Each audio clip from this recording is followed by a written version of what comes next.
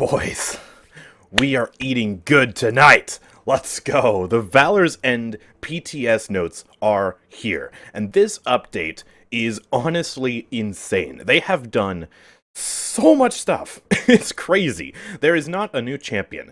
Instead, there is just so many mind-blowing changes, and there's also some pretty good balance thrown in here too. Not all of it's perfect, but a lot of it is really, really promising. So let's go ahead and dive right in. Of course, I did just post a video on their YouTube channel covering the basics of the update, covering a few highlights, but they didn't cover everything. That's my job. We're going to dive into the PTS notes, I'm going to give you my thoughts, and it should be a great experience. Unfortunately, no Twitch chat with us this time. I'm doing it offline because they did it offline. They made a video, so I'm just making a video here. So, yeah, enough said.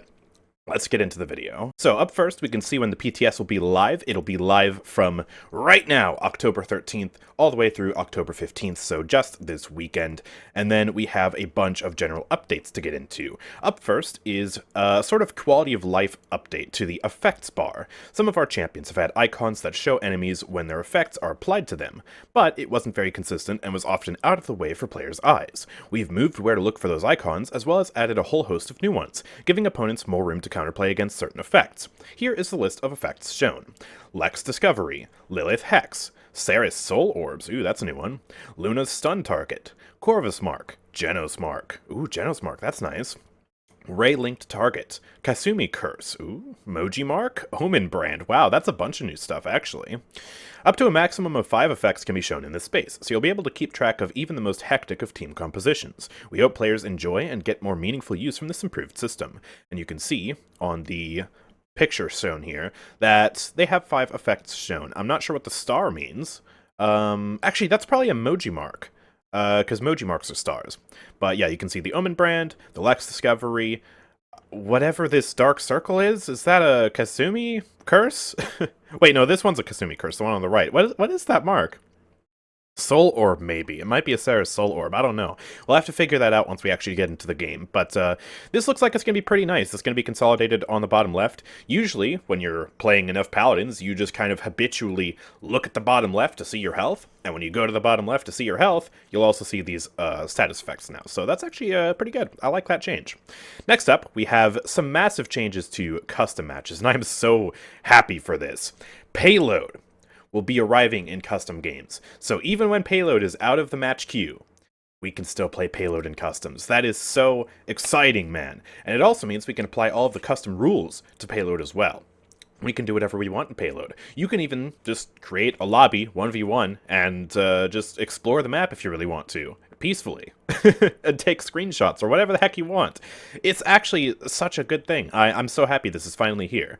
I honestly, with the way they were talking, I honestly thought this wasn't going to be here for a while, but they just casually drop it in this update. So yeah, here we go. Payload's back in custom matches. And then they also added some new rules. Now, it doesn't look like they have added the option to turn off cauterize yet, but they have added changes to the credit tick frequency, the credits to give per tick, credits for holding the objective, credits for pushing the payload, and bonus credits per contesting player. So you can change the credit generation throughout the match to whatever you want, basically, which honestly seems really, really nice. Next up, we have some improved and unified menus. So they've done a bunch of UI work this update, and honestly, it seems like it's going to be pretty good. So they've done a pass on all the colors and buttons used in the menus to create a more unified experience for players. Major changes include the ability to buy up to 50 boosters at a time. You know those skin boosters, event pass boosters, XP boosters that you buy in the profile section of the store? Yeah, you can now bulk buy those. People have been asking for that for a while, and it's here now, so that's pretty good. There are notifications, the notifications have changed hue. Account XP is now green instead of blue, and a bunch of other small adjustments have been made to make things easier and clearer. We've also turned our XP displays from radials into full circles, allowing for clearer tracking of your progress through a level. Here are some of the places we've improved, and then they show some screenshots.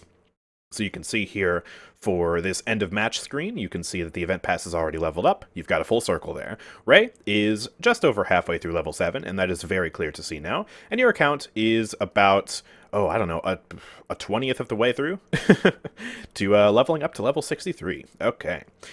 So that's pretty nice, and then we can head on over to the custom menu here. This is the second screenshot, and you can see that Payload is finally here. You can queue up for Frostbite Cavern, And yeah, you can also see some of the buttons have been changed slightly. It's a little bit different, but ultimately it does look pretty nice, and I don't think it's something that will take too much time to get used to. It's honestly a lot more subtle of a UI change than some of the other UI changes they've done, and I think it fits in nicely with everything else they've done.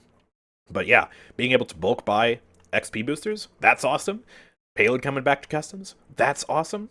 A lot of really, really great changes here. Just such a solid lineup of a bunch of really, really good stuff at the start of these patch notes. And then it just keeps going. It just keeps going. We have early Snowfalls, which is basically Snowfall Junction is the next map in Paladins to get its details back. Do you guys remember how Bright Marsh got its details back this summer with the anniversary update, and it was so awesome. The map looks amazing now. It has so many more details back. It feels so much more lively, and for those of us who were there to play the original, it was also very, very nostalgic for us. The same thing is happening with Snowfall Junction. It's basically just a massive upgrade, honestly, and Snowfall Junction already looked really, really good, and this map is going to look even better now. I'm so happy. So this is just a base thing in the game now. It's just, yeah, this is Snowfall Junction now. Not a limited time mode, not a special event. Nah, this is Snowfall Junction. Look at this. We got a bunch of extra details back on this wall here. Just a bunch of extra, like, crates and barrels and stuff you didn't even realize would have been there originally. Over here, you can see a bunch of extra foliage, as well as all of the trees that have been restored to the backdrop of this map. The backdrop was feeling relatively empty before. Now you've got a bunch of extra trees. It adds that nice little pop of color. It's really nice. We got another just sort of bird's eye view of this. This looks so, so sick. And then down to the bottom here, last screenshot. This one is honestly probably my favorite. This looks so good. You've got the tree back right here. This actually wasn't even there before. You've got windows restored, glowing windows. I don't think those were there before. And in general, this map is going to feel just so much more alive than it already did. It already was a really nice map. Jury's out on whether it's returning to Onslaught. I remember this used to be an Onslaught map. You can tell it was supposed to be an Onslaught map because you have that giant circle in the center. I would love it if that would return to Onslaught fully, but I don't know. Maybe another update, or maybe it is returning to Onslaught and they just haven't listed it here. I guess we'll have to see. But that's that's my personal goal for Snowfall Junction now that it's been restored. Can't wait to see what the next map they'll restore is. But this is really, really awesome. But then they just keep going. They just keep going with banger after banger. Check this out. We have some new limited time modes. Two of these, I'm not that excited for personally. I mean, they seem interesting enough, but it's kind of like their excitement level is here, but then the third one is just it's all the way up. It's all the way up. So we have Swift Siege. This is the first one. Speed is key in this shortened and heightened version of Siege, where basically the match starts out at 2 to 4 instead of 0 to 4. So it's halfway completed. And you have increased starting and earned credits. So basically, all you need to do is capture the objective and push the payload to win. It's a shorter version of Siege, and that honestly might be nice. A bite-sized version of Siege, you get through more matches faster. For those who don't have a lot of time to play, that might be a good way to enjoy some Siege without having to commit to a 20-minute match. It's interesting, but it doesn't seem that particularly crazy. The next one is Team Arena. This is a gunplay-centered version of Team Deathmatch where they have increased weapon and headshot damage, but slowed cooldowns. So, I guess they're trying to turn it into CSGO or something. Or excuse me, CS2. My bad. Yeah, it's alright. But this third one. Oh my god, this third one. Classic maps. We've dug back into the archives once more, this time unearthing some original versions of beloved Siege maps. The first versions of Stone Keep, Warder's Gate, and Timbermill are all back in this throwback queue. You guys remember pre-rework Stone Keep? One of the most legendary maps in all of Paladins. You guys remember the bright and colorful version of Warder's Gate that had the crystals instead of the portals? You guys remember Timbermill when it sucked? Those three maps are coming back. Not quite all of the maps that have been reworked, right? No old Jag Falls or Frozen Guard, but this is still a really solid lineup, and just the opportunity to play Old Stone Keep again, absolutely worth it. Because Old Stone Keep is actually a lot better than New Stone Keep. New Stone Keep has a lot of collision issues and really weird, like, wall hitboxes. The curved wall is a nightmare. And it's honestly a lot harder to play on, too, in terms of, like, being able to tell what's going on because of the color scheme they chose. It's a lot more contrasty and distracting, really. This one is a lot more clean, and all the hitboxes just work. They just work. They even have bells in the bell tower that if you shoot them, and you're paying close enough attention, you can hear them ring when you shoot them. I actually pointed that out a long time ago in a secret video, a video talking about secrets in Paladins. So that's really, really sick. So happy to see this happening. I mean, this is just awesome. What a fantastic lineup of changes before we even get to the balance. There is also a new event pass. Unfortunately, they just keep forgetting to put those in the patch notes.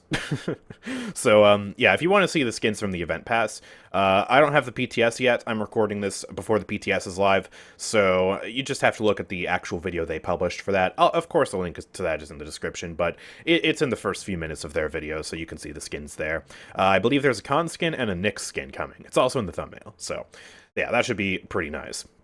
But now let's talk about the balance. There is a lot of really good stuff here. And there's also some very wonky stuff. Some controversial stuff, some might even say. 7 mains aren't going to be happy, I'll just say that much.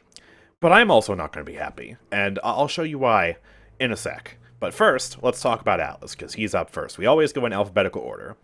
This is a bit of a confusing one to me.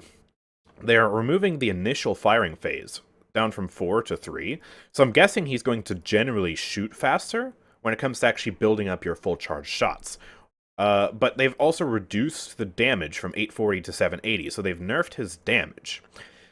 It's a very confusing change to me, but I guess reading the dev commentary will probably elucidate us.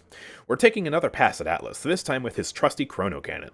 A hard-hitting but slow weapon, it's one of the many things that makes Atlas's kit unique, but firing it could be a little too awkward with 4 different firing phases, all with different spreads and ranges. We've removed the first phase from the weapon, but kept the charge time the same, giving players more precise control over which type of shot they want to fire. So it's actually not going to charge faster, this is just a flat nerf. Okay.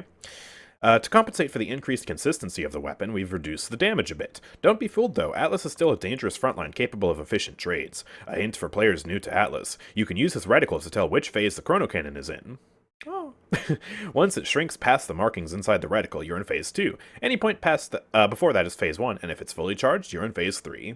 Wow. It would have been nice if it fired faster to make up for the damage nerf, because honestly, like, Atlas is a really hyper-strong tank if you're good at him, but there are only like 3 people who are good at him, realistically. I mean, if you look at his win rate even in high elo, it's only hovering around 50%. So, giving him a damage nerf seems like a very weird thing to do to him, but I am ultimately not someone who is super familiar with the ins and outs of playing Atlas, so I probably shouldn't be speaking to his balance. I'm just going to let you decide. Let me know what you think about this change in the comment section down below, and we'll move on to a massive W for Caspian players. Something that we've wanted for Caspian for a while is finally here. So let's get through the boring changes first. Love, reduced ammo costs down to 1. That's actually not that boring, that's pretty huge. Increased attack speed bonus per stack from 2 to 3.5%. And War also gets this increased attack speed bonus. Alright, now let's get to the fun stuff. Deadly momentum. Caspian now keeps 75% of his momentum after using the ability, and the twirl is now an optional reactivation effect. We did it, boys. We did it. We are finally able to carry momentum with Caspian Dash, just like a Maeve Pounce, just like a Vatu Dash. This is so good. And what this means now is exactly what I wanted to happen with this ability, where if you want the extra damage of Twirl, then you can just reactivate the ability and get the extra damage. But if you don't want the extra damage and you want to use it from ability, now you can just do that. And I assume you still get the initial damage phase that happens when you're just passing through somebody, just like a Xin Whirl. But that extra bit of damage at the end, where he stops in place, that's gone now. You don't have to use that unless you want to. That is sick. That is so good. And this is a massive buff to Caspian's mobility, which is exactly what he needs. Because he is a very short-range character. He has almost no defenses. And so this is really going to give him a massive boost. I don't know if he's going to be meta now. I don't know if that's going to push him all the way up to the meta with all these other changes to his weapons. But this is certainly going to make him not the weakest flank in Paladins anymore. I think that's for sure. I think that's for certain. Because that is so good. And then we also have a change to measured cadence to compensate for the technically nerf to love if you were to just leave measured cadence as is. So they've reduced the ammo to trigger from 6 to 2. because love is going from 3 down to 1. So it'll actually remain consistent if you're using your pistol to proc measured cadence. But this buff actually makes it so that War will also be able to proc measured cadence a lot more effectively now. So this is actually a pretty huge buff to measured cadence. And then mini projectile will also now slow for 15% for half a second. So this is a massive buff to this talent. This talent might honestly be back to being meta for Caspian. I don't know. But we're going to have to do a lot of testing with Caspian on the PTS. This is looking honestly really insane. And Caspian players, oh my gosh, rejoice! Your character's good again. Just straight up. This is really, really good. Next up. This is a change I actually do not like. I do not like this at all. Alright? Well, I like one of the changes here. I don't like the other change here. So let's get the elephant in the room out of the way. Evie is getting a health buff.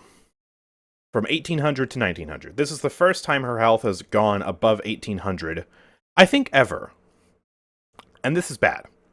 This is really, really bad. I don't know what they were smoking at Evil Mojo headquarters, but this change is bad. This should not happen. They're making Evie easier to play, which is not what we want at all.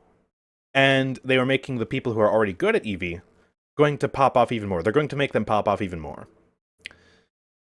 That is bad. That is really, really bad, because Evie is already arguably the second strongest flank on keyboard and mouse if you can play her well. We do not need this. This is bad. The whole reason she's able to get away with having as much mobility as she does and having ice block is because she literally has less health than every other character in the game. This is bringing her in line with basically every other flank that has high mobility, right? It's bringing her in line with Vatu, Maeve, Seven, etc. But this is no. This is just no. The thing I'm so scared of right now, in this moment, is now that they've done this, they're going to end up nerfing her. Because people are going to complain about her. People already complain about her so much. Whenever I complain about Seven, people are like, oh, but Evie's stronger. People already hate this character. And now you're buffing her. And then I'm just so scared that in a few patches now, like maybe next patch, or the patch, I don't know, first patch of 2024, they will nerf her in some other way. Like they'll nerf her damage, like they're doing to Atlas, or something utterly insane like that. Like, I don't know, let's buff or nerf the cooldown of Blink. Let's make Blink 5 seconds long or something like that. And they're going to kill the character. I'm so terrified of that. She did not need this buff. She doesn't need a single buff. As a matter of fact, I am in favor of reverting the flicker buff that she got like a year ago at this point. Like, if anything, like, these buffs they're giving her are just so unnecessary. Especially after they made it so that her cooldown reset cards can proc on elimination instead of killing blow. Right? That made her, like, giga strong in my eyes. And then they did the flicker change, and now they're doing this. Just stop it. Stop touching this character. Revert the buffs. Just leave her be. Please. This is... I don't even know who asked for this. Like,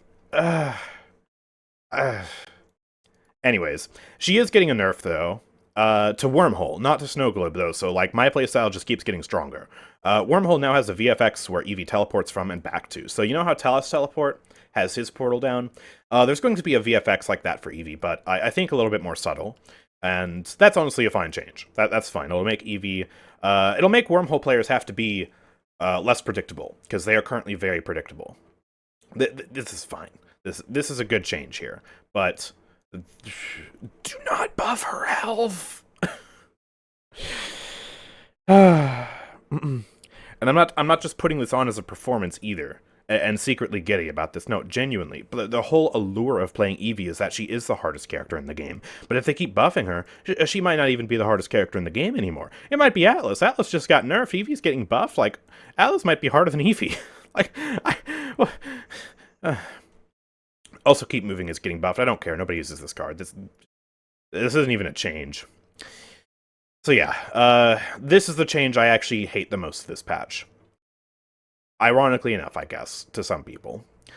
So yeah, let's move on to something that is probably a lot better. Furia is actually getting a rework. Like, just a straight-up rework to 2 of her talents. So Cherish and Exterminate are both getting completely changed. Cherish. The original effect is now integrated into Kindle Soul. I assume they meant to say a weakened version of this original effect is integrated into Kindle Soul, because if the original Cherish goes into base kit, holy crap, Furia is now OP. Yeah, no. It's gotta be weakened, I assume this is a typo. And then the new effect of Cherish is that Kindle Soul will now heal allies within 20 units of the target at 50% effectiveness, just like her sister Seris.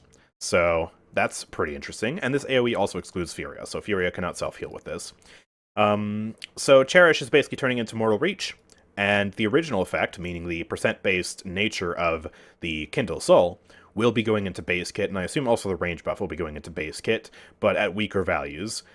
I hope it's at weaker values. I am praying that it's at weaker values. I am praying that this is a typo. Please, Cryptic. And then Exterminate. The old effect is removed entirely. No more beams stopping on people. That is the niche of Solar Blessing now. You want to stop the beam on somebody? Play Solar Blessing. The new effect is that Wrath attack speed bonus will increase by 15% per tier. So the new max attack speed bonus is 45%, up from 30% without the talent. So you will have a massive buff to your fire rate, which makes it a damage talent in a completely different way to the old Exterminate. And we'll see how Furia players deal with this new Exterminate talent. I don't play enough Furia to tell you whether this is going to be a massive buff or a massive nerf or whatever. But yeah, this Cherish change looks very, very spicy to me, that's for sure. And then we can see the ability Kindle Soul here. Actually, this might... Oh yeah, this just enumerates the changes of the original effect being into base kit. Okay, that's not a typo. I just didn't read far enough ahead. Okay, so the increased range is going up from 125 to 200. Base heal is being reduced from 850 down to 800. Heal over time being reduced from 340 to 300, so 1100 between the two, just base. And then it also heals up to 15% more based on target's missing health. Based on target's missing health, so is this the old Cherish? Original effect is now integrated into Kindle Soul. I guess by original, they mean like the original effect. Oh, interesting. Okay. Well, Furia players, I have yet to tell whether you're eating good or not. But the rest of us probably will be, considering she's probably not going to be the most overpowered support in the game now. Okay, interesting. Very, very interesting changes. I think it's going to be healthy for her, but hopefully not as overpowered as Cherish was last patch. Oh boy. And then we got some Grover changes. Massive nerfs to Rampant Blooming, and that's basically it. Initial heal on Rampant Blooming basically being cut in half from 425 to 250, and the heal over time being reduced as well from 275 to 150. So massive, massive nerf to Rampant Blooming, but the initial Blossom is still unchanged. Grover, I think, is still going to be very strong, but this is definitely a huge hit to his effectiveness with Rampant Blooming. Imani, for some reason, is getting a nerf, but it's really just a change to make Mana Rift more understandable. I don't know. It's kind of strange. I'm sure some of the two Imani mains in my chat who actually like seriously use Mana Rift and know how to exploit the 30-unit range will be disappointed by this. But the range is reduced from 30 to 10 units on the Mana Rift to basically line it up with the VFX itself. It just seems like a nerf for the sake of like consistency with the VFX. Why not just make the VFX larger? I don't know. It's just Imani's weird. I expected better for Imani, considering she's in a very rough state right now. Kind of a letdown. Still not as bad as the Evie change, though. Alright, next up, Inara. This is going to be very, very good for anyone who's tired of playing against an immortal tank. Mother's Grace is getting the bonus healing effect removed. No more additional healing on Mother's Grace. Now you just have the stock Earthen Guard increased healing, and that's it. And then the base Earthen Guard is also getting some nerfs. Honestly, I don't like when they nerf the base Earthen Guard, because Mother's Grace is the problem child right now. You don't see people really complaining that much about Inara with Treacherous Ground. Or at least I don't. Maybe people are complaining about that, but I don't see it. So, nerfing the base Earthen Guard nerfs Treacherous Ground, and do I even need to mention Tremors? Tremors is already her weakest playstyle, and then you're nerfing that. I would have preferred to see, instead of maybe nerfing the base stock damage reduction, maybe instead nerfing the damage reduction of Mother's Grace. But that's just me. Earthen Guard, yeah, it's going down by 5% on the damage reduction, and it's also getting a massive duration nerf of almost a second, going from 5.3 seconds down to 4.5 seconds. So you're going to have a lot more of an opportunity to kill Inara this patch, which is pretty good, because she is definitely the strongest tank in the game when it comes to her ability to stay alive. So yeah, this is overall a pretty good change, but maybe you would have liked to see it more focused around Mother's Grace than just the base Earthen Guard. Next up, we have some massive changes for IO. IO mains are also eaten good. Lifelink is getting its old effect moved into the base Guardian Spirit. So no matter which talent you play now, Luna is a totem. And that is really sick, especially for people who want to play Goddess's Blessing. You will now have a lot more healing with that talent. You can actually play that talent a lot more freely. And then the new effect of Lifelink actually makes a lot of sense when you consider the name of the talent. So this new effect is that when Io or Luna heals an ally other than each other, they also heal the other at 50% effectiveness. So their life is linked. I really like that. As far as the actual meta for healing goes, I'm not sure if this talent will be dead and Goddess Blessing will be the new one you go, because the damage reduction buff is pretty huge. But this does seem pretty interesting. It seems like it's going to give Io a lot more self-sustain. It means you won't really have to worry about Luna dying as much, because you'll constantly be healing her by healing other teammates. And if you have good management of Luna, and you place her in a place where she's actively healing your teammates, possibly multiple teammates at a time, you're actually going to get really nice self-sustain when you're not near Luna. And something I have to wonder is if it stacks, right? So like, let's say I have Io standing next to Luna, getting the 300 healing per second, right? And then I also have, let's say Makoa standing next to Luna, right? So Makoa's getting healed for 300 a second. Will Io then also receive a bonus on top of that of 150 healing per second? So she'll be healed for 450 a second. Or, because she's already in range of Luna, will she just receive 150 healing per... will she just receive 300 healing per second? I don't know. That's something we'll have to test on the PTS. If it stacks, then that is actually really strong self-sustain. Because that means you can stand near Luna, get the self-sustain you already had previously, and then get more self-sustain when your teammates are near Luna. That seems pretty nice. But yeah, that is pretty good. And then Moonlight is now always visible regardless of proximity to target. Is that like a quality of life, like visual change? Doesn't seem like it affects anything.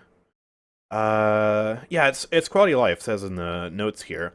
The VFX would disappear if Io was too close to her target. Okay, I see. That's interesting. But yeah, I think this is a pretty good change for Io. Massive buff to Goddess Blessing, and the new talent seems very, very interesting. Lots of reworks this update. Rework to Furia, rework to Io. That's pretty cool. Next up, we have the biggest rework of all. We're going to have to spend a lot of time on this, because Kasumi is getting not quite what I would consider a full rework. Maybe it is considered a full rework. A full rework I would have considered to be like completely changing her weapon into like a projectile or something. But this is about as close to a full rework as we are going to get for Kasumi for the foreseeable future. So first and foremost, for the first time in, I believe they said 5 years, a champion is changing classes. Kasumi is moving from a damage to a flank. So she is now no longer the worst damage champion, she's the worst flank. But yeah, she has gotten a lot of changes. I mean, just look at this list. Holy crap, it is huge. So, let's just start with the weapon. Yokai Doll has received a range decrease and an effective range increase. So it's been sort of stabilized at 100. And then the damage has gone up from 200 to 300. They have shortened the lockout from missing from 1 second to 0.5 seconds, which means it'll probably be a lot more fluid when you miss. But that miss animation is still there, so. And then they've decreased the fire rate from 0.6 seconds to 0.675 seconds. I think between the fire rate change and the damage buff, I think it will still be a net positive for the damage. So that's pretty good to see, because she's definitely a lackluster damage. And then Savage Tear is getting some massive changes. The damage is going down from 400 to 300, so being stabilized alongside of her primary fire. The cooldown has been decreased by 2 seconds. The range has been decreased to be the same range as the primary fire. And then they have removed the disarm when you cast it on an enemy with 5 stacks of curse. Instead, what they've done is they've basically turned it into Rend Soul for Seris, right? So depending on the amount of curse stacks you have on the enemy when you cast it, you'll be healed for 80 per stack of the curse. So if the target has 5 stacks, you heal for 300 health. So kind of an interesting parallel to Seris there, and it'll give her a lot more self-sustain. This is going to fall off pretty hard in late game, but it'll honestly be ultimately a net buff, I think, because A, I mean, Disarm also fell off late game because of resilience, but B, you barely even saw the Disarm. Most of the time, you would cast Savage Tear. I would see some people cast Savage Tear to initiate the fight, and I would also see people cast Savage Tear maybe at like 4 stacks, especially if you like accidentally cast it after missing your primary fire or something and you only get 4 stacks. You'll actually get a lot more value out of this new Savage Tear than you would have gotten out of the old Savage Tear, so that's pretty interesting. Body and Soul. This is something I asked for since Kasumi's release. Refiring the ability now teleports her body to her soul instead of teleporting her soul to her body. So you can properly use this as a movement ability now. Yes! I'm so happy. This is such a good change. It's not perfect, because what I suggested was that you'd be able to have both options. So recasting the ability like normal would teleport you back to the body, but if you left-clicked or pressed a right trigger, you would teleport to your soul. And so you'd have both options. It seems like this one is just completely removing the initial option of teleporting back to the body and leaving it as just teleporting to the soul instead. But regardless, this is a massive, massive change to body and soul, and it's finally going to make this usable.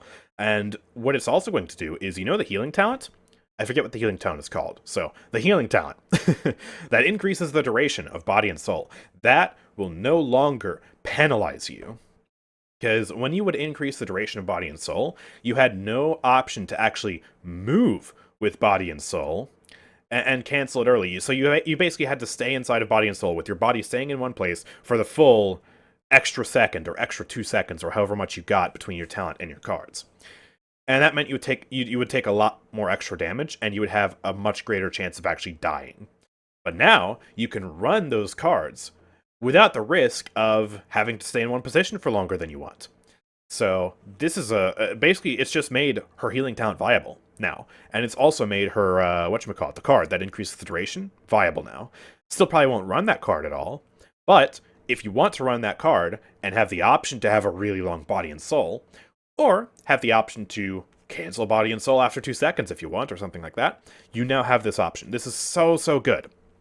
And then on top of that, her spirit form is now invisible for the duration of the ability, so enemies won't be able to really track her while she's using this ability, they'll just see her stationary. The Spirit Lure has been renamed to Spirit Traps. They have an updated animation, and they behave like the original talent Spirit Bombs. So Spirit Bombs is now a base kit feature, meaning you can now play Spirit Bombs with, whatever the first talent is, that increases their ultimate charge. I don't remember the name for talents, okay? I don't like this character. The Fear was replaced with a 20% slow for 1.5 seconds. The traps now have 300 health and can be destroyed. That's interesting. And the placement is now more responsive. Will be placed at the location targeter was at when the button is released, instead of when the animation finishes. So you'll misplace these a lot less frequently now. Honestly, I don't know how much utility you're going to get out of a 20% slow. You might have to buff this slow. And it does also kind of suck to see that the Fear is being replaced, because it was sort of a unique thing for this Ghost character to have a Fear in base kit that isn't an ultimate, like Damba or 7. But, hey, I guess that's the new Spirit Bombs, right? And then the talent has been changed. So, Spirit Bombs is now called Haunted Ground, and the original effect of the traps is now in base kit. So, here's what the new effect is now. Spirit Traps no longer automatically explode. Instead, when triggered, it can be reactivated to teleport to the most recently triggered trap, causing it to explode on arrival. Increase the size of the explosion by 25%, which will stack with the card, I assume. The stacks of curse it applies is increased by 2, and its slow is replaced by a 1.5 second Fear. Hey, the Fear's back! I forgot about that part. After reactivation, Spirit Traps will go on cooldown. So, yeah, basically, if you want to play the old trap playstyle, which I actually really liked, then you can do that. It's now a talent, and because it's a talent now, it means that it'll be much more effective. So, that's pretty cool. I actually am interested to try out this buffed version of the traps, because I always really liked the concept of putting traps down and then teleporting to them. The traps, in my eyes, were the only redeeming quality of this character, so I'm glad to see that this is still a thing that I can play if I want to. But the most popular talent, Spirit Bombs, is now base kit, and for the people who enjoy Kasumi, all two of them, they will be able to play Spirit Bombs and the other talents at the same time. So that's really, really nice. And then we have some card changes as well. Betrayal. The Savage Tear cooldown reduction is reduced from half a second to 0.3 seconds. Cursed Doll. Old effect is incorporated into Savage Tear. I believe this was the one that made it so when Savage Tear would hit an enemy, it would apply stacks to them. But I could be misremembering. And then the new effect is that when an enemy dies to Savage Tear, a random enemy within 30 units has up to 5 curse stacks placed on them. That's very interesting. I guess it means that you'll be able to chain and sort of snowball your curse stacks, which might honestly be pretty good. But we'll have to see about that. And then Unseen Eyes. I don't remember what this one does, but its old effect is removed, and the new effect is that the base heal from Savage Tear is increased by up to 50 per stack of curse. So that'll add up to 250 extra healing if you max this card out, which seems pretty interesting, but again, Cauterize exists. And that is the Kasumi rework. Holy crap.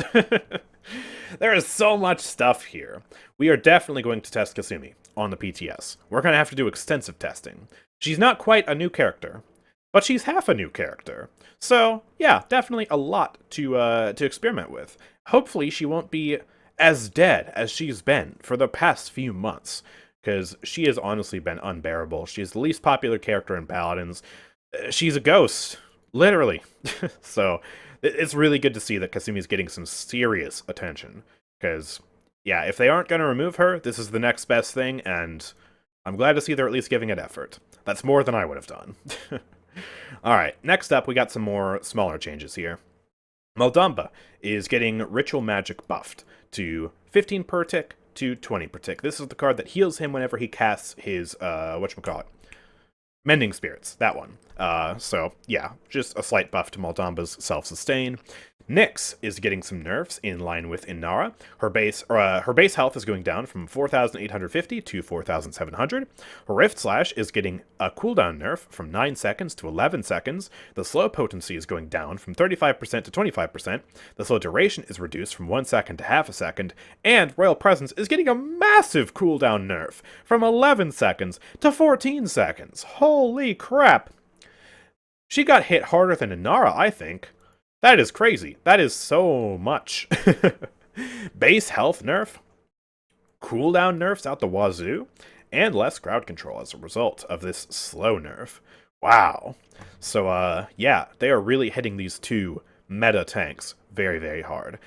Nice to see, honestly. Maybe Barrack and Fernando will stand more of a chance now.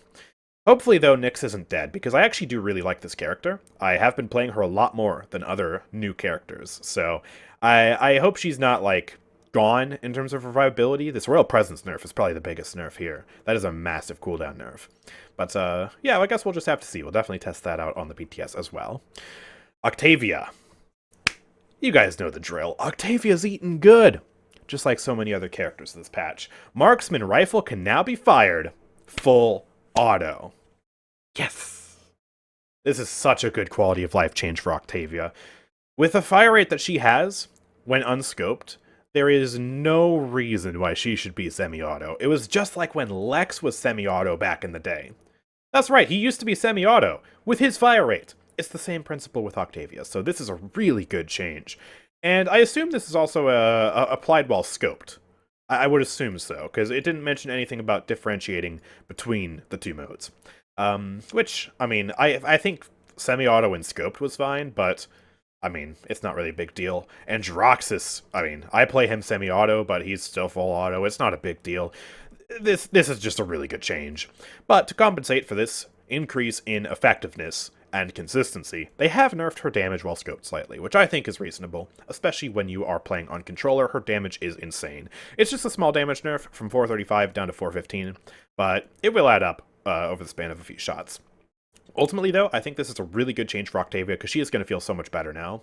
And hey, for those controller players, I mean, yeah, your damage is nerfed, but now you don't have the awkward, like, semi-autoing the trigger. I always felt like that was really clunky when I was playing Octavia on controller. Maybe it's just how my controller is built, but it felt, like, weird. So, yeah, this is really, really good. Next up, Array. This is a technical change. That means almost nothing in most circumstances, but this actually makes this ability a little bit more consistent. They changed it from 100% damage resistance to 100% damage immunity for Ray. My hypothesis about this was correct. I want to explain what this change basically does. So when I was playing Ray, testing the buff, I was playing against the Drogos, right? And the buff said, oh, she now has 100% damage reduction during Vivify. Cool. That means I should be immortal. I should survive the Dragon Punch. Drogos charged right at me, and poof! I died while casting Vivify with 100% damage immunity, or damage resistance.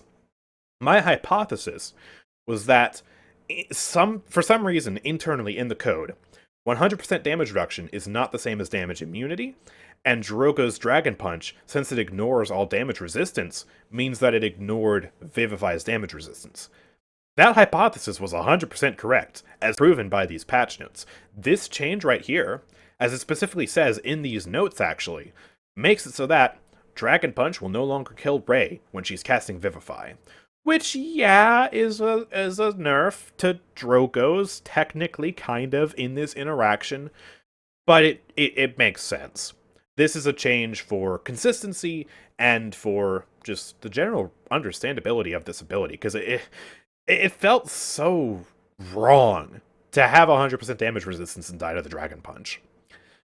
This makes sense. If we're going to keep the damage immunity for Ray on Vivify, then yeah, changing this tag is just going to make it so much cleaner. Really, really nice. It'll change almost nothing for the vast majority of situations, but yeah, it will make this more consistent in those edge cases. Next up, we have yet another rework. This time to Seris. I'm so sad. I was making a Seris guide for new players. It was going to be an amazing guide that showed builds and showed how to counter cauterize and positioning and all these wonderful things, and I was using Seris as the example, and now I have to rewrite like the vast majority of this guide because Mortal Reach it doesn't exist anymore. So all the advice about the talents, yeah, I'm gonna have to completely redo that now because we're gonna have to figure out how Seris works. It's gonna delay the guide by a few months as we figure out the new Seris meta.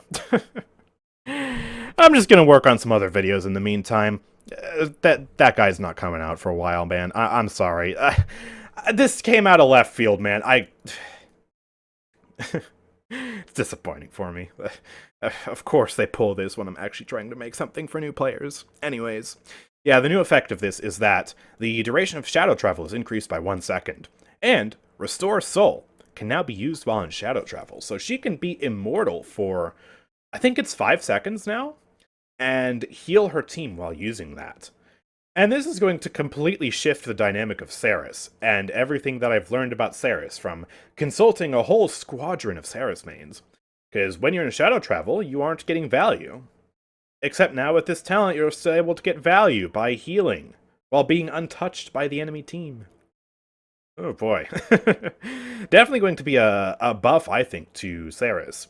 In terms of her viability as a solo healer. I think this will still be better than Agony.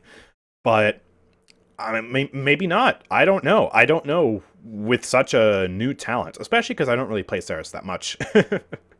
Yet I'm making a guide on her, funnily enough. Yeah, listen, don't worry about that. It's not happening anymore, okay? But yeah, Restore Soul. The range at base is also increased from 125 to 200. So yeah, now generally her healing is going to have a lot more range at base, but it's still going to be, I think, worse range than Old Mortal Reach provided, so it's kind of a middle ground.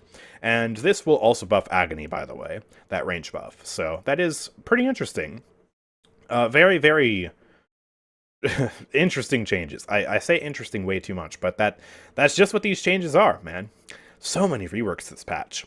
Seris mains might be eating good. We'll see. Next up, we have some changes to Saati. So, Heads or Tails is removing the heal and reveal effect. No more reveal on Heads or Tails. Instead, it will now cause Ricochet to hit 2 targets. So you lose the utility, but you get double damage with Heads or Tails on the coin. So, yeah, that's probably going to make this talent even more annoying, actually. Because now she has double the auto-aim. Ew. I honestly don't really like this character. Why is this a thing? Okay. Ricochet. The base ricochet now, the detonation from hitting it with wallbang can be triggered multiple times. So if you line up a bunch of coins on the point, and then use wallbang, and then you pass the wallbang through those, you'll explode them all, and now they'll persist so you can explode them again. Which honestly seems like, that actually seems like a cool thing, because that's going to be a sort of a high skill thing to do. Because you would have to get like multiple coins out, or even just one coin out in the right position, and then wallbang through it while the enemies are in the right position, and get all the angles going with that. It seems like an interesting thing, actually.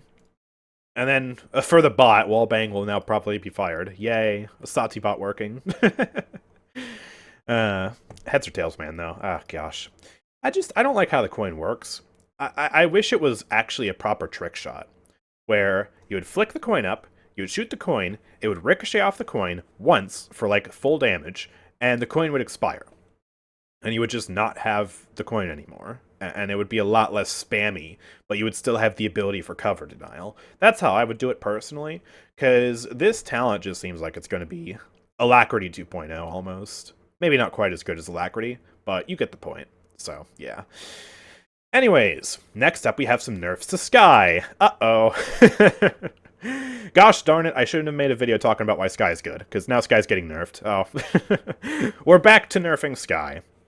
So, the health has been reduced from 2100 down to 2000, so slight health nerf. Poison Bolts is getting a damage nerf from 10% max health to 8% max health. And then her passive is getting a speed bonus nerf from 30% to 20%. So it looks like they're taking the power out of the passive instead of taking the power out of the card Dissipate, which means that Dissipate will still work on Smoke and Daggers, which is good, because you don't want to kill that talent while it's already down. Although technically these two nerfs will also apply to that, so, but yeah, this... Honestly, I hate to say that it's needed, but it kind of is needed, because holy crap, apparently she has the highest win rate in the game in terms of all the flanks. Even at high elo, it's like, what the heck is going on with Skye, man? I don't understand! But yeah, I'm not really going to comment on this any further, because I just... This is just not something, as a veteran player, I am even prepared to deal with. A Skye meta, and then nerfing Skye because she's meta... Just next. Get me out of here. Get me out of here and get me over to these 7 nerfs, man. Heck yeah, I'm so happy. Look at all these changes. Oh my god. Let's go. I love this. Most of these are nerfs. So, Heavy SMG is getting changes to all 3 of the fire modes. Burst mode is getting its ammo cost fixed. You guys know how he would shoot 6 bullets but only consume 3 ammo? Thus leading to burst mode having ludicrously good ammo efficiency? Yeah, that's fixed. Bye-bye ammo efficiency. Burst mode is now just as costly as every other fire mode. And the damage has also been nerfed quite substantially from 150 down to 125. And the effective range has gone down by 30 units. I would have hit the range harder and maybe left the damage intact, but I guess that's how they're choosing to do it. Fine by me, I'm not going to complain about 7 nerfs. Automatic mode, the damage is going up from 200 to 250. Whew! Jeez, man. But the effective range is almost cut in half, from 95 to 50 units. So, this is going to do a ton of damage now. We might finally enter an automatic mode meta if it's doing 250 damage per shot. That is ludicrous. And then Mag Dump is getting an effective range buff from 10 units to 20 units, allowing you to use that a bit more effectively. Next up, we have some abilities. Trigger Discipline. Its cooldown is going down from 0.65 to 0.35, allowing him to actually be able to switch stances more effectively. It's going to take, officially now, under a second to swap to 2 different stances, right? So if you want to go from Burst Mode to Mag Dump, you can swap to Automatic, swap to Mag Dump, in basically the same time as it would have taken previously to swap from Burst Mode to Automatic. That's actually a pretty good change. And then the Talent Tribunal Upgrades is getting some interesting changes. So Burst Mode Shock Reveal is going up by 0.25 seconds, and they removed the AoE clause on Shock because it was never AoE to begin with. Auto Freeze Strength, that is, I believe on automatic mode, the strength is going up from 2 to 3% per stack. And then the Mag Dump Burn Strength is going up from 25 to 35. No buffs to Overcharged. I guess we're buffing his strongest talent. Interesting. But yeah, hopefully this means that the other 2 modes will be used more, because Their effects were previously completely unused for the most part. And then we got some card changes. So cooldown reduction on the Knight is going down in half. From 0.5 to 0.25. Jeez, that is severe. Whoa. Oh, okay. I would have done that to Terror, but instead Terror is just going down by 1%. So from 5% down to 4%. It'll max out at 20% now instead of 25% now. Still going to be very annoying, but a step in the right direction for Terror. I will take that. Mostly nerfs, but still actually some pretty spicy buffs for 7. It's more of a power shift, I would say, than an actual hard nerf. Except, yeah, his mobility is getting hard nerfed in terms of these cards. But other than that, in terms of the gun modes, yeah, I guess 7 means, welcome to automatic mode. It is finally time to play with this playstyle. Congratulations. Alright, and yeah, geez, the range nerfs, though, that's what I'm really excited about. Burst mode, oh. Automatic mode, ooh, yes. Next up, we have some Vivian changes. I actually didn't even get to this section of the balance notes. I was already too excited to record this video, so I just kind of skipped Vivian. Suspect everyone. The bonus shield is increased from 350 to 500. That is the talent that is revolving around her shield. And then, okay. And then the Deflector Shield. Oh, this is a huge buff, actually. Deflector Shield will now remain active if Vivian is stunned. That's actually pretty massive. That's going to give Vivian a lot more survivability. That's pretty good for her. Interesting to see her get buffed, though, considering she's already really strong on controller. But, okay. And now we got some Ying changes. I believe these are pretty huge. And this is also the last balance change of the day, as we are almost an hour into this recording. Gosh darn it, why did I take so long making this video? I should stop taking even longer. Let's get on with it. The illusions are getting just massive buffs. Max health going up by 500. Especially, this is a really good change considering that Bulldozer got buffed not long ago. She is getting an increased max deployable count from 2 to 3. You can have 50% more illusions on the board now. That is crazy. That is so good. And the heal is also going up from 420 to 500. This is just a massive buff across the board to Ying. Like, no matter what talent you're playing. A focusing lens still might not be, like, able to heal. Maybe that extra illusion would help it out, though, actually. I don't know. Man, do I have to test focusing lens solo healing? Is that finally not a meme? It might still be a meme, honestly, because this is also going to equally affect Life Exchange, and you'll still have plenty of healing on that talent. This is interesting. But this is going to make Ying a lot more flexible. I mean, more illusions means more healing, and also it means you can now potentially have, like, 2 illusions just fully dedicated on healing, and then you can have a third one as your escape healing, or as your escape illusion for using your movement ability. And so she'll be a lot more comfortable there, since all of her abilities basically tie around her illusions. That is huge! And it's a damage buff to Resonance! This is huge! Wow. We're gonna play some Ying on the PTS, bro. Ying mains are eating good! God, wow. This just gets better the more I think about it. And that's not even the final change, because the final change down here is that Illusory Rift is getting a massive buff in late game. Half of the healing is now true healing. Cauterize stops at 50%, baby. It heals for, what, 600 a second? 300 per second? Will not be affected by Cauterize. And I guess since true healing is a thing now, this is probably a good thing to have for Ying, because her ultimate only does healing. And so late game, it's just bad. It's really bad. So, whew, man. Huge changes to Ying. Coming out of left field right now. She is so strong, I think. I don't know if she's going to rise up into the meta, because she's still ultimately just a heal bot, with maybe some damage if you play Focusing Lens or Resonance. But, whew, this is huge. This is huge, man. And now we get to some bug fixes, and there's actually quite a lot here. So let's take a look. Acquisitions. Fixed an issue where players would receive an acquisition on boot up from old or platform-specific items. I know some people were struggling with this. This is huge. And then also, fixed an issue where players would occasionally end up soft-locked due to a permanent acquisition. It took them, like, 3 years? 4 years? I don't know how many years this has been in the game, but this is finally fixed, according to these patch notes.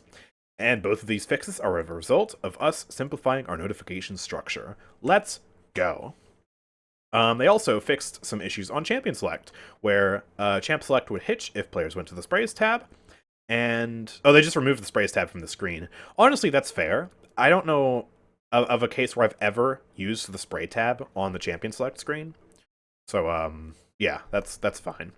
And then they also fixed Hidden Temple and Greenwood Outpost having swapped preview art. Finally, that's good. I'm so happy for that. Daily Queue. Fixed an issue where some queues were not listed for daily queue bonus, as well as added select LTMs to the list. So Payload should have daily queue now, and also Payload might experience some issues with that. Okay. Fix an issue where restoring your settings would default the aim assist strength setting to 0, and fix an issue where the scope sensitivity setting wouldn't set to positive numbers. Very good settings there. Honestly, really good bug fixes here. And then we got some champion bug fixes. Grok fixed an issue where his long description displayed the wrong healing values, and fixed an issue where Spirit's Domain was doing unintended amounts of damage. Does that mean they fixed Totemic Ward doing unintended amounts of damage? Because Totemic Ward was weak. I don't know, man. Imani. Oh, this is huge. Fixed an issue where enemies could see Imani's health bar when looking at her dragon. That's a huge bug fix right there. Still plenty more to go, but hey, one at a time, right? That's awesome. Kasumi fixed an issue where Yokai Doll couldn't target Grok totems, and fixed an issue where her card cooldowns and descriptions conflicted. Lilith fixed an issue where her swarm radius did not visually match her healing or damage effect, and fixed an issue where Lilith could not see her Blood Moon Skybox. Hey, cool, you can see that now. Omen fixed an issue where Heavens Asunder wasn't damaging shields or deployables. Oh, the ultimate. It is supposed to damage those. Oh, let's go. That's going to be huge value. Against Barrack Dome now? And a bunch of other stuff? Oh, heck yeah. Fix an issue where Heavens Asunder would not damage targets if they lost immunity within it. So basically, if you were playing Evie and you ice blocked, then you put Heavens Asunder on you, then you left ice block, you just wouldn't get damaged from it. Okay, pretty interesting. And then fix an issue where Omen's hand would clip through his Aphotic Reaver. Ah, yes. Yagroth fixed an issue where Yagroth could apply infinite damage over time by stacking Caustic Spray and Trail of Acid. And Ying fixed an issue where Carnival Ying was playing default Ying's Illusory Rift audio. Nice bug fixes here. Honestly, this patch is just so huge. A lot of really good stuff here that I'm excited for. Only a few changes that I'm like, eh. Like this heads or tails change. Eh. Or the Evie change. Oh boy. But yeah, ultimately, I mean, a lot of reworks. A lot of really exciting reworks too. Like IO mains, gonna be eating good. Ying, Caspian, they're all getting such good changes here. Furia Rework is just getting reworked, and hopefully she won't be hard meta now. Yeah, honestly, really, really sick. And these motor rotations too. All these, you know, maps coming back, and UI changes, payload and customs. Oh my gosh, this is sick. This is a really sick update, honestly. No new champion, but that's good. I'd rather have this than another new champion. This is awesome. So yeah. Closing in on an hour-long video now, according to OBS. Let me know what you guys think about everything in this update in the comment section down below. I would love to hear from you. PTS should be out sometime after this video. I'm posting this on Friday, recording it on Thursday. It says here that it's supposed to be basically this weekend. So whenever the PTS is available, I will be streaming it. So follow me over on Twitch. Link is in the description. And then we'll be posting some of the videos to the YouTube channel here. So yeah. Make sure to check all that out as well. And with that being said, thank you guys for watching. I will see you all next time. Peace out.